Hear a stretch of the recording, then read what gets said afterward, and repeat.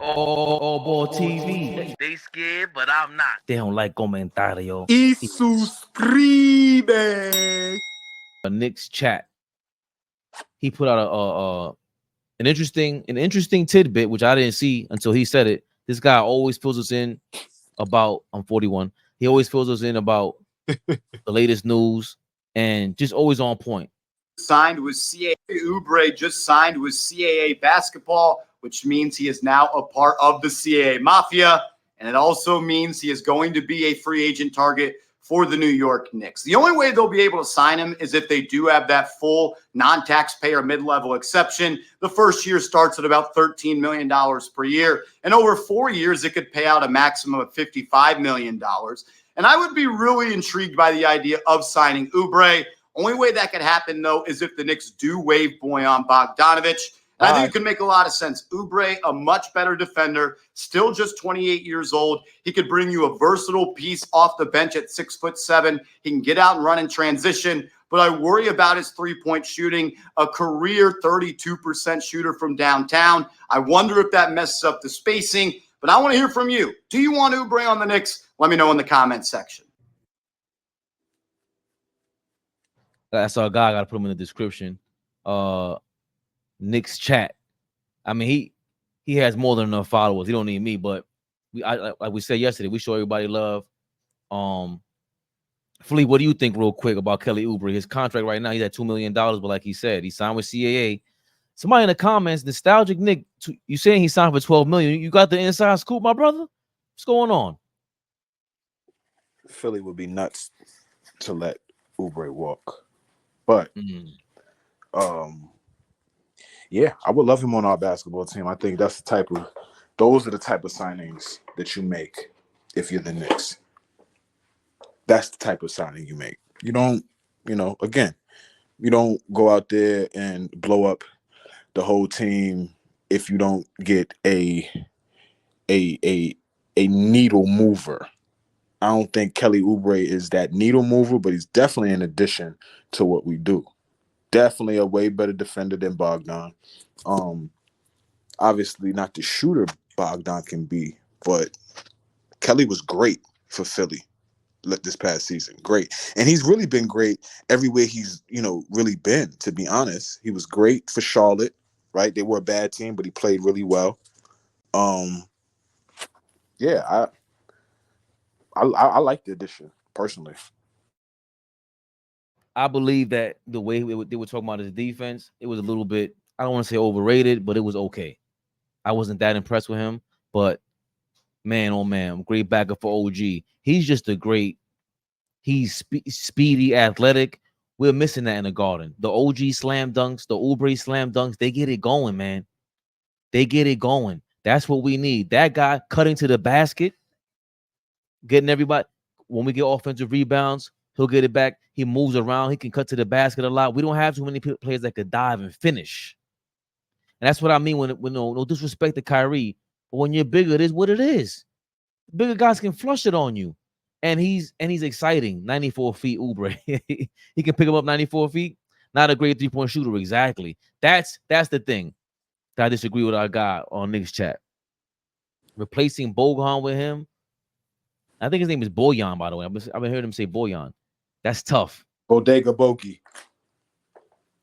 Bro, Bogey, he got one of them. Remember Steve Novak? He got one of them triggers, man. Bogey got that trigger that's just from it. Quick trigger, man. I'll miss that. I don't want to just replace him with Oubre. We need shooting. He said waive Bojan. But then we'll pay him $2 million for nothing. We can retain the $19 million and trade it and try to even it up. Maybe sign and trade something.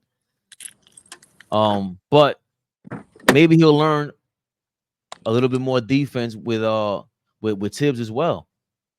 Like Tibbs will sniff you out, and Tibbs will be the one that'll say, I don't want that guy. He'll tell you if he's a Tibbs guy. He just. I think Tibbs has earned that. I think Tibbs has earned that right to say yay or nay if Leon Rose says, hey, we want to add Kelly Oubre. What do you think? I think he's earned that right. He's been spot on, man. He's been spot on. Every time he says this guy's not a guy or whatever, he's been spot on. And he just likes people that work. You know, the mysterious bike incident, though, kind of, you ain't getting away with that in New York City, Oubre. It won't just be one ring camera. He been getting in accidents all year long. That wasn't one. There was another one, I think. They say like the bike ride and stuff. He's a bike rider out there. Kelly Oubre stats real quick. Has he gotten better from shooting the three?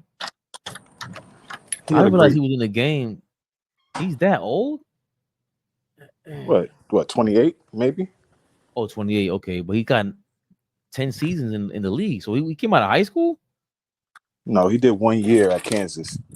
I can't deal. Fleas be on point, man. That's crazy. I didn't know he was drafted by the Hawks. Yeah, but the Wizards had that pick. So the Wizards, he was drafted. He played with John and Brad and Otto Porter. That was his rookie year. And John and Brad was still halfway good. I really liked them on the Hornets because he played well for them. Yeah, his Golden State Warriors thing kind of dropped his value, but for the Hornets, he stood out for me. He stood out. He shoots 32% for his career. He needs to stop shooting 3-pointers. 5 rebounds a game. 1 offensive rebound, 3.6 defensive rebounds. I think that's the key for him right there. 5 rebounds a game. He's 6'7". That's where I'm at with it. 5 rebounds a game is tough. Oubre, didn't Oubre get stabbed? No, I don't. Did he? I know he got hit by when he was on a bike or something like that. Now he's saying he got shot and stabbed. Come on. Kelly Oubre crashed his Lamborghini at 2 a.m. in New York City. How? And he got hit by a car a year before that with his mysterious injury. Yeah, that is true. That he was at 2 a.m. during the playoffs. Yep, his job here is to defend and rebound. That's how I feel about him. I think if 4 years, $55 million, it'll be decent. But again, we need them shooters, man. We need them shooters. That's the only thing okay. You can defend and rebound. I think there's a Kelly Oubre in the draft too. That's my other thing with that. For all that, well, these guys, Leon Rose, they're not playing about who they're drafting and what kind of contracts they're going to sign, what kind of contracts they're offering. They learned a lot from the Donovan Mitchell negotiations, I believe, because the OG for RJ and IQ flip is amazing. It's amazing. But I think if we're gonna get Oubre to rebound and defend, we can find the younger guy for less amount of money, and it won't hurt the cap as much. Would you offer IQ an offer sheet this summer? Come on, man. You got to think about they're gonna negotiate with IQ. You got to think about that because we don't have a backup point guard. Tyus Jones is too expensive. And if Tyus Jones is too expensive, who gets more money in expensive? Yeah. Tyus Jones is gonna command a lot of money. No, he's not. He's not. There's no way. No way. How much do you think he gets? Huh? How much do you think he gets?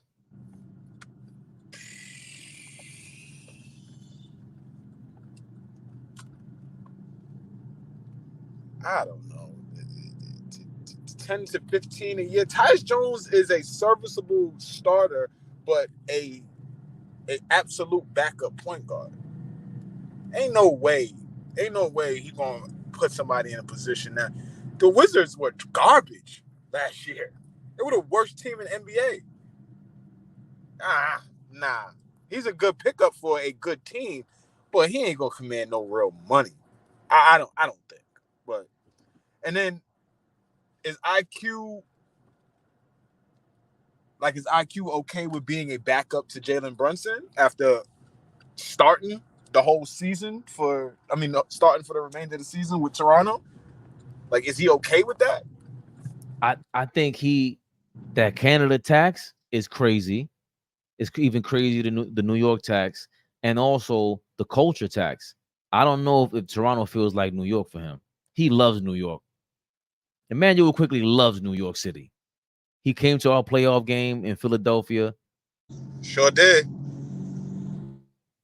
Julius Randle and him. Julius Randle, that's his bros. RJ obviously is from there, so I don't see him, and his pops played at St. John's, but I think the connection for IQ was different, man. He grew here. Another guy, the thing about IQ, he got better every single season. And that was my thing with Jaylen Brown. I forgot to mention that before.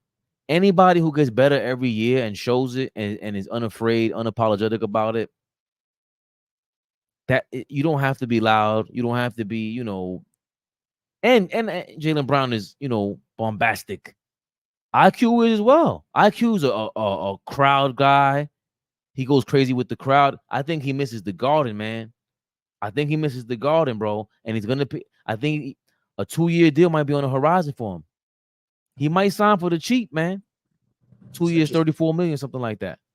It's interesting though, because we desperately need a backup guard who can come in and fill it up. So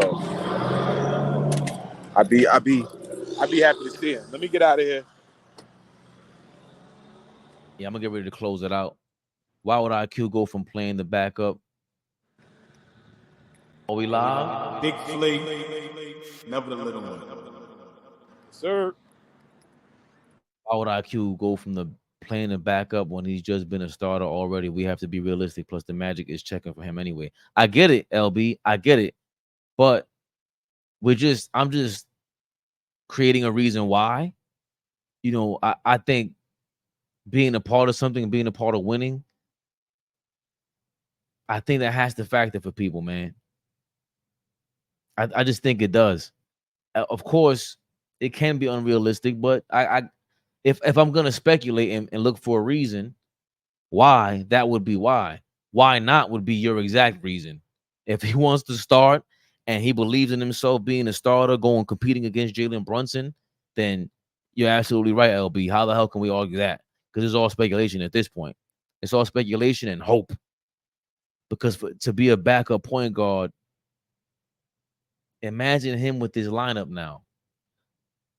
We saw how everything opened up for Brunson and Randall.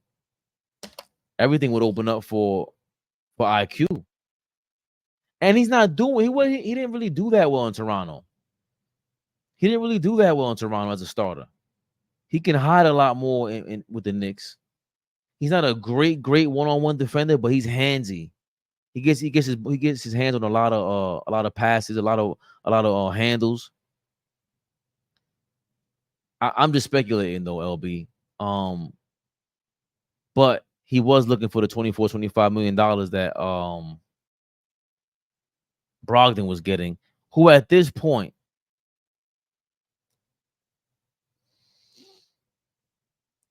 who does Brogdon think he is?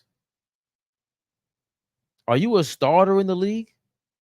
And if you want to be that, you're going to be on Toronto, you're going to be on Portland, that's how you're going to win, because you need a lot more help to validate that $24-25 million. Because right now they got Scotty Barnes has to develop, and Scotty Barnes is like a super talent. Do not get me wrong, but he's not super skilled and he's not super IQ. They're missing a lot. RJ Barrett went crazy over there. He's shooting ridiculously, but like I said, when he was on the Knicks, he's a third option at best. Because that you don't perform like that, and you're still horrible. The team is. They're missing some pieces, and we're not. I mean, we are missing the IQ piece, but the backup point guard, man, that's tough. But we're missing a guy to go out there and to spell Brunson, man. And remember, the Brunson IQ lineups were dope. I'm definitely not mad at us talking about him. No, what could be realistic is DeMar coming off the bench for us. I don't think DeMar's a free agent, though. That would cost a lot, LB. right? Or unless he is a free agent.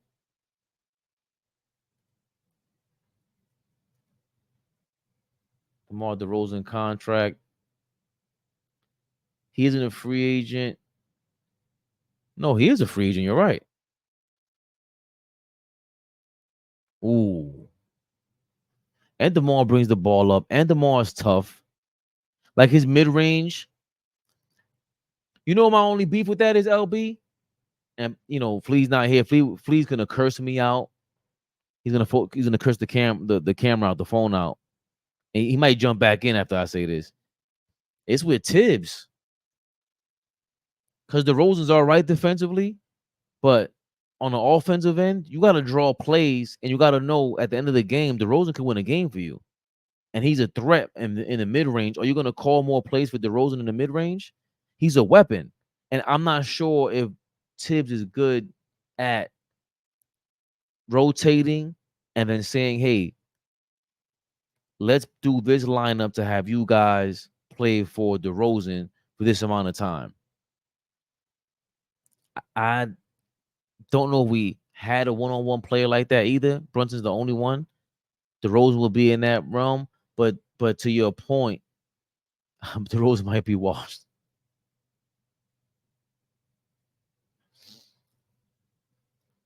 He might be in the first cycle, Isaiah.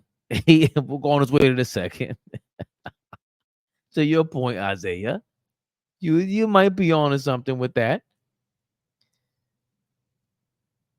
IQ isn't starting on a playoff-worthy team. He would need a lot of help around him. What is he bringing that we can't draft? Experience. And the hunger for that title, Isaiah. I think the intangibles to that has to be. Right? Because I understand where you're coming from. He's not a great 3-point shooter. So again, now he's the court is shrinking once again. DeRozan's not a great 3-point shooter. He's not. At least IQ has that top of the key 3-point shot. The corner shot was okay, but Deuce was improving on that too. Deuce was filling in and improving that 3-point from the 3-point range. We got OG out there. Obviously, it's just having the 3-and-D guys. But that's easier said. That's just easier said. Like everyone can't just be a 3-and-D guy. Knicks are definitely drafting a wing. And we need a ball handler, right? We need somebody that I think I would love. That's why you like DeRozan. The idea of DeRozan is he's a tall guy that can handle the rock, but he just can't shoot. I don't know. I know slow-mo's out there, but be for real, dog. KD has the same experience, and he was a playing team with far better skills. Experience ain't enough. Well, but I don't think of KD having the same demeanor as DeRozan. You understand what I'm saying? Like, I just think DeRozan needs the right team around him more so than anything else, because his skill set is tough just to be a mid-range guy in this era with the zone defense out there. Do you think other players see New York as a title contender, or is that just fan speculation? The way they talk, no. I think the other teams, some of them might. As if you look at the 76ers, you go, yo, if Embiid is healthy, right? They're a championship contender. Right? If Embiid is healthy. So why wouldn't they say that about the Knicks? They'll think of OG as an experience, and Jalen Brunson was just a one-off, and they'll compare him to Isaiah Thomas, the Celtics one. Respectfully, I can see how people work their way out of that. But the next decade is going to be interesting, especially the next 5 to 7 years are going to be crazy, because look at the last 5 years and the champions in this decade. No repeat champion so far, or that's already guaranteed, right? You can't really sign 2 or 3 guys. The whole super team era is going to be done unless you draft everybody. So what other way would you be able to win a title than for a team that has a culture and a team set?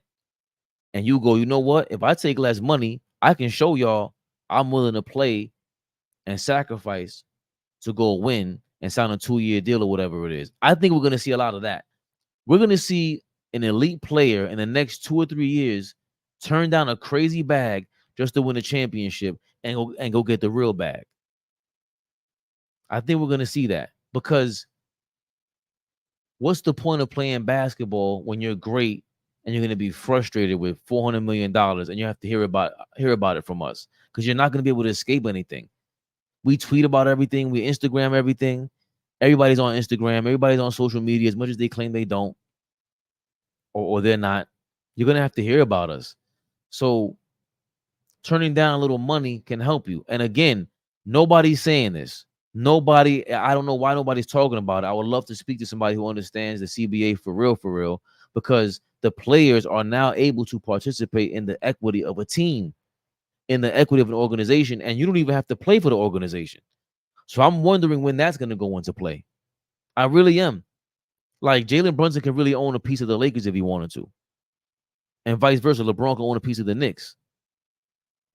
They have venture capitalism going on with the players. I would imagine that the owner is in charge of it, right? James Dolan. Again, what if he says, "Yo, here you go. Here's 5% of the New York Knicks for the players that want to sign in for cheaper," and they participate in some sort of venture capital, some minority ownership arm, especially with the Knicks when we're already the most valuable franchise when we're on high fever pitch. If we're winning and we're contending every year, forget about it. Forget about it. That's why the Yankees go crazy. Part of it is the Knicks thing. A part of it is the culture. A part of it is the branding. Like the Dallas Cowboys is the branding, and the Knicks. We're just nuts. I really don't know why we're that relevant. I thought we were just crazy New Yorkers. Like, why would I root for any other team? Because the other guys, it's all about winning. All the top teams, right? But I've always looked into that. I hope somebody else can look into that about players being able to own 5% of the of an organization. Will, AllBall TV family. Good morning to the guys. Peace to the chat. Hey, good morning to you, Will. Have a blessed day. Don't forget, like, share, comment, subscribe. And of course, if you're on a PC, you're on a computer, you can join the AllBall TV family. Hit that join button. You're more than welcome to get that blue star like Will Lattimore. Huh? Feels way more luck-based now, to be honest. I kind of hate it. Well, you need a little luck. If you're talking about the Knicks run, you need luck. You need luck because it's like we were injured. We weren't injured, right? Everybody didn't get injured. We were unlucky also, if you feel that way, Isaiah. Come on. If Randall was healthy and OG's healthy, the whole thing is different, man. Peace. What up, Allah? Who's my guy? Yeah, he shouted me out crazy over here. Where's my guy? Where you at? I'm scrolling up. I don't see you, man. I think that was it, John. What up, John Pettit? What's going on? Here he goes.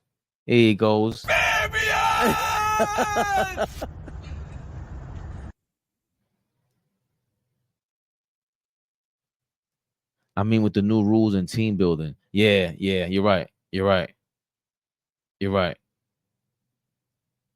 It's gonna be a lot more luck based now. Correct. And just picking the they're gonna have to deal with a lot of young guys and figure that out. It's gonna be crazy. And that's what the Lakers thing also was with trying to hire Dan Hurley. I saw Brian Windhorst say, or Shams, somebody said they should have offered him $100 million. I think that makes a lot of sense if you're trying to build a team of young guys and you have someone who already recruited a bunch of them and was studying a bunch of them in college. He would have a better edge on the projection of all these kids. And when they come to the NBA as professionals, he would say, well, I think these skill sets translate because they translated out of UConn. They translated out of this, all the Big East teams and whoever he played. and he'll be able to, speak to it from that manner, because he looks like a real studied guy. And from what Isaiah is saying, there's a lot of luck involved with the new rules to build a team, a winning team, because we don't have 5 or 7 years yet. There's going to be a response to all these rules in the next 5 or 7 years. We're going to hear about a lot of, ways to wrap around different rules in the CBA, salary cap rules. We're going to start learning that in real time, because it's just like anything else. Humans, I think we're naturally exploitative, right? And you look for a way to win around these rules. So, yeah. Great point, Isaiah, with the luck base. I really feel you with that one now. IQ is coming back to win a chip. Brunson is taking a pay cut for a superstar. We don't need a superstar, man. I really don't care for a superstar at all. Listen, you guys are going to think I'm crazy. I don't care about winning a championship the wrong way. I hate that. I hate it. Like, the Celtics did not win the wrong way. Jaylen Brown and Tatum, they kept those two guys, and they built everybody else around them. Derek White feels like he's been there for such a long time now. They traded him from the Spurs a couple of years ago, and he was good for the Spurs. But that's their core, and they built their way around it. So they got their two superstars, of course, but they did it the right way. Joe Mazzulla was an assistant coach when Ime Udoka had to go. Brad Stevens was a head coach. Then he moved up to the general manager. By the way, Brad Stevens is the last guy that the Lakers were probably thinking about. Brad Stevens was at Baylor. Boston gets him. Now he's in the front office. And you have Brad Stevens leaving a trail behind them that was Ime. Then it was Joe Mazzulla. And now there's just, right? Brad Stevens is looking like Theo Epstein from baseball. It just amazing. That's an amazing way to go. What Isaiah just said, though, it is really sparking some thoughts for me. With the new rules, a lot of luck is involved, and just how do you go about limiting the luck or working with that luck? Because the draft is always going to be luck. Yeah, thank you for that, Isaiah. I'm gonna really be thinking about that for like the rest of the week, because you sparked something just now. Fit and chemistry is going to be key for all teams going forward with the new CBA. I mean, it always has been, Will. Like, Flea hates when I say I hate the Miami Heat from the early 2010s. And, Eric Spoelstra is another guy who feels like a college coach. He feels like he's like Brad Stevens on the low. And I saw LeBron break down how the year after they lost to the Mavericks, it wasn't just him that had to improve. Spoelstra was the one that said Chris Bosh and Shane Battier are shooting to the corners on a fast break. They're not to stop. They're not to go to the paint. They're doing a lot of what they did now. Like, before the Warriors, they were doing that. And going to your point, Will, fit and chemistry. I don't think D Wade and LeBron, to me, their chemistry was usually on a fast break and on defense. They knew that they can get 6 to 12 points a night, and that's where they fit. But on the offensive end, the half-court offense, there wasn't a lot of fit and chemistry, because naturally one of them had the ball too much. So I've never liked the Miami Heat chemistry unless it was LeBron on the court by himself on the 1-4 flat or the 5 and out, whatever they call that. I'm trying to figure out, how to break down those plays. But it was always a switch with LeBron, trying to switch, get the right matchup. And of course, he could pass him anywhere. So fit and chemistry off the court, there was probably a lot of that with Miami. But on the court, in the half court, that's always been a thing for every single team. The Bulls, the 2014 Spurs are highly underrated. That, like, I almost feel like they could beat anybody. They were crazy, especially with these rules. So you guys are gonna think I'm crazy, but like, even if the Bulls showed up in 2014, I'm an advocate of, you gotta respect the fact that these teams were designed for their rules and their era. The Bulls of the 90s were not designed to play a zone defense and go play 48 minutes and have 8-9 guys rotate. Right? Everybody didn't handle the ball like that. Rodman was out there. Wennington or Luke Longley was out there. You couldn't have them both on the court in the 2010s. Kukoc would have been all right. They could have ran a 5-man lineup with Cool Coach and Rodman and Pippen and Ron Harper and Jordan. Okay, but then you need 4 more other guys to fill in and really get this chain going. So fit and chemistry with the rules, that's a big deal. That's a big deal, Will. Don't forget IQ in the playoffs. What do you mean the wrong way? The Celtics have 2 superstars. What's the problem? No, they didn't do it the wrong way. I think they did it the right way. They had their 2 superstars and they kept like they was like a sculpture. They kept chipping away.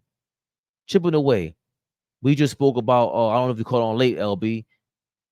That Jaylen Brown taking a leap the way that he did in the last 2 seasons over the summer, working with his left hand, being able to turn over his right shoulder and turn over his left shoulder for Jaylen Brown and stop and survey. He welcomes the double team and then kicks the ball out. For Jaylen Brown to do that is amazing.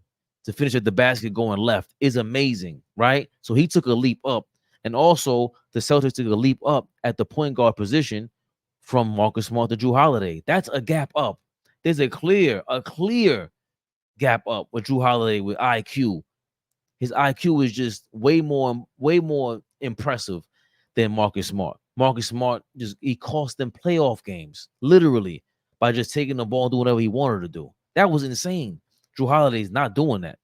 Jrue Holiday is highly efficient. The defensive end, there's a gap up, a more disciplined defender. He's not going to overreact. He's not going to overreach.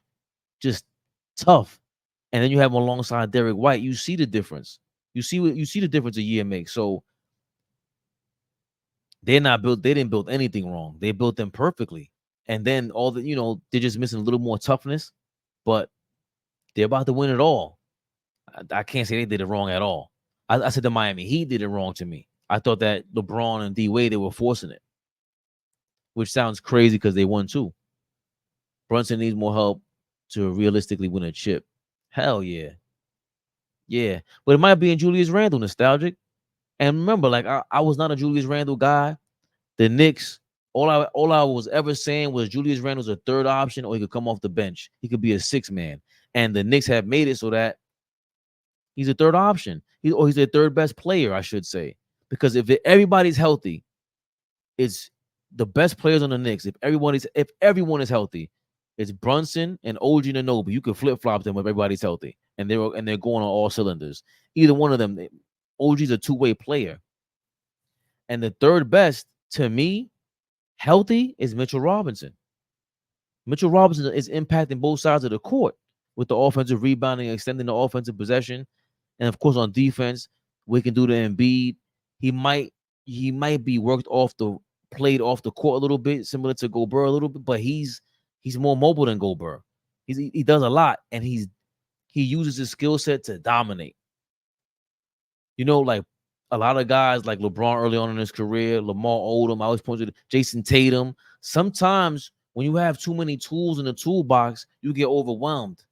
I think Julius Randle gets overwhelmed a little bit, and he kind of like glitches because he is so talented, and he never chose to take a skill to learn and dominate and just find that niche. The Knicks can get a second star player. It all depends on how they fit our team. I think we have our second star already with OG. I was talking with my boy at the barbershop when I was talking about the luck introduced in the NBA. I know it's to spread out super teams, but I honestly think that super teams are good for the NBA, and it's never been a surefire championship anyway. So why even? Yeah, hell yeah, you're right, bro. The biggest rating since Michael Jordan was the Golden State Warriors dynasties. So in terms of business, the super teams are the way to go. In terms of ratings for the finals and stuff like that. But what about the ratings for 82 games for 30 teams? That's what I think they're worried about. That was the recipe for the 90s, where they wanted one superstar on each team so that each fan base can go can look forward to having a star player. So now they're gonna have that for the next 5 or 7 years, and let's see how it works. Celtics defense is like the Spurs. That's tough because who's dunking? That's tough because Porzingis can kind of be dunking a little bit. I think this is a better defense, especially when they're on all cylinders. Brown, Derek White, Jrue Holiday, and Tatum. Tatum is He guards 1 through 5 in this era. Team oriented. I'm saying what's the problem if we get a second superstar the wrong way? Narrative isn't really a thing to do what you have to do.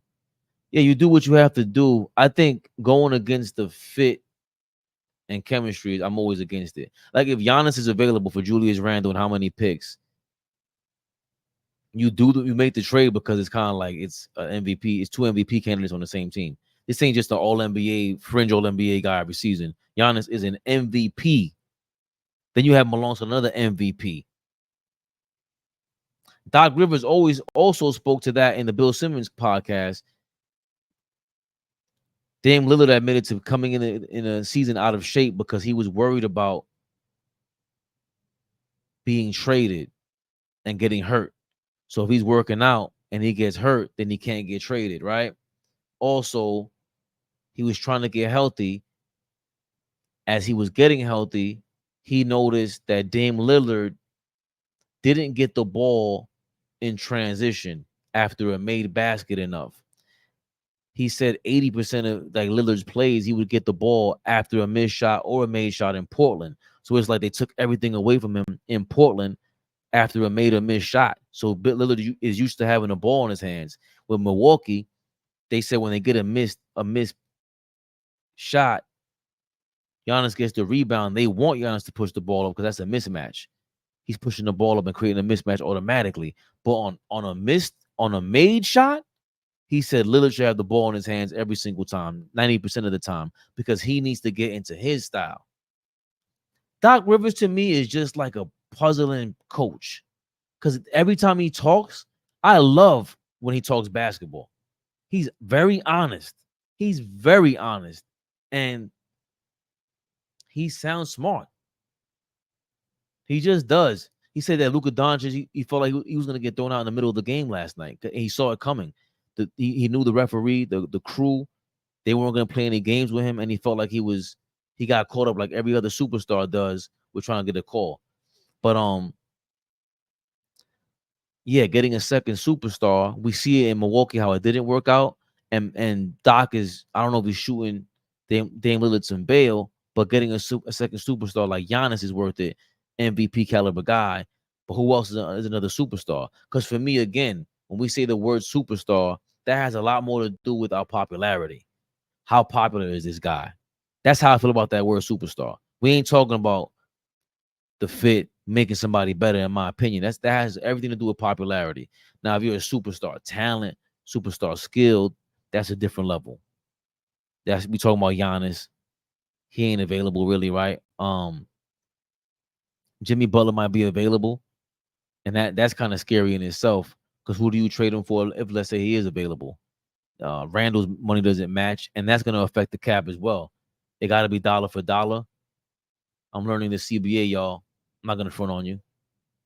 It has to be a dollar for dollar exchange on a trade, and it can't be like 2 players for 1, if I'm not mistaken. It has to be, each player has to be even on the contracts. I think that's called like an aggregated trade or whatever. So what superstar would you go after if they were available? Like Anthony Davis is making, I think Anthony Davis is making $40 million. He's around Julius Randle's contract. Like that's a no-brainer. And that might be a disaster over there in LA right now. What if JJ Redick says, I ain't going over there? I was saying about not having 3 superstars on the team anymore. Teams have to be smart and careful on who they choose. Like you also said, luck will also play a big part as well. Yeah. 3 superstars are going to have to be drafted like Oklahoma City, who potentially have another trio of superstars. Sam Presti. Like we talk about LeBron with a decision. Sam Presti had a decision with James Harden that's not talked about enough. He should be embarrassed more often. I'm pretty sure he looks in the mirror all the time about the James Harden thing. That was a big mistake that he made. So yeah, I think the 3 superstar thing, though, that like the Oklahoma City has done in back-to-back decades, is the only way to do it, is to draft them, unless somebody's going to come for less money. I'm salty. The Celtics are about to win a chip. Paul Pierce is going to be even more unbearable. Salute, Mike. What's going on, Mike? I like OG too. I knew he would fit on our team a year and a half before he got here, but he is not a star player. Let's not be delusional. We need a second star. I disagree, LB, and I'm being consistent. I did not know he was that good a year and a half ago. I saw the second all-team defense. I didn't know he was this level defender, though. This is different. He's stopping star players. He's stopping them, like what Drew Holiday's doing.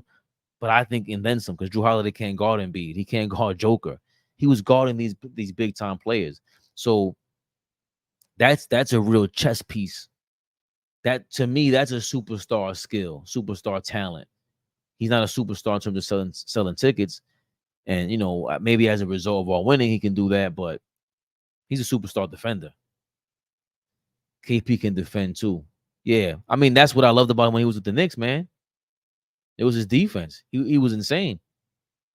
I think the Knicks front office is going to heavily consider players' health when signing and re-signing players or drafting, especially after this season.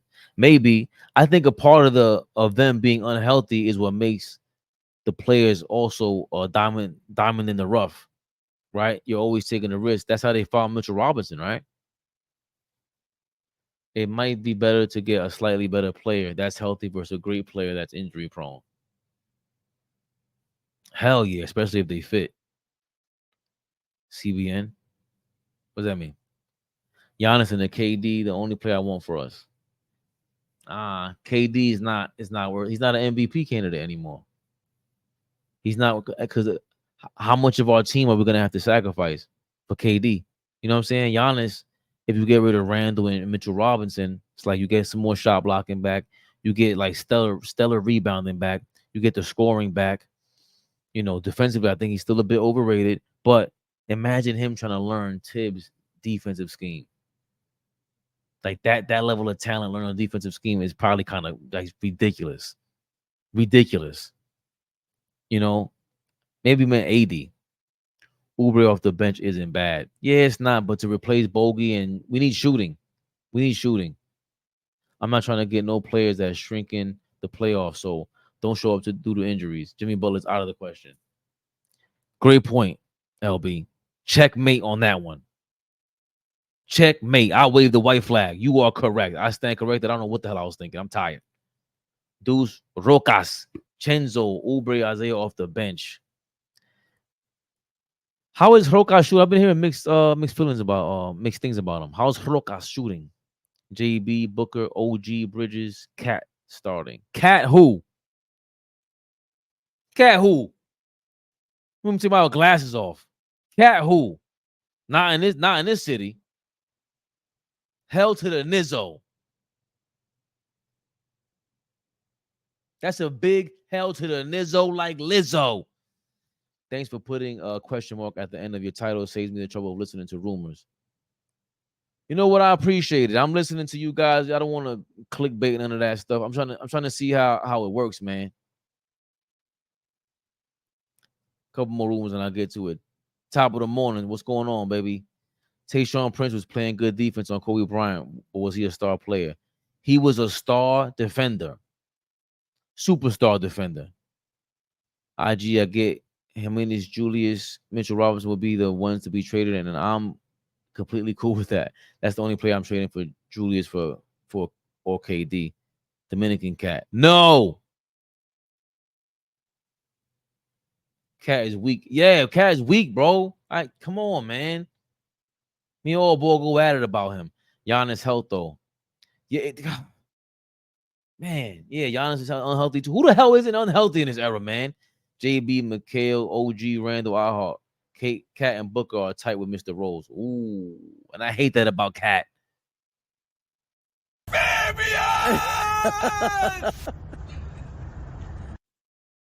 My people's favorite perspective, AllBall TV in the AM. I love y'all, man. Y'all make my day go. I almost turned on the AM shows, but y'all twisted my arm into this. I'm joking. I love doing it. Catch y'all later, man. AllBall TV. They scared, but I'm not. They don't like comentario. Y suscribe.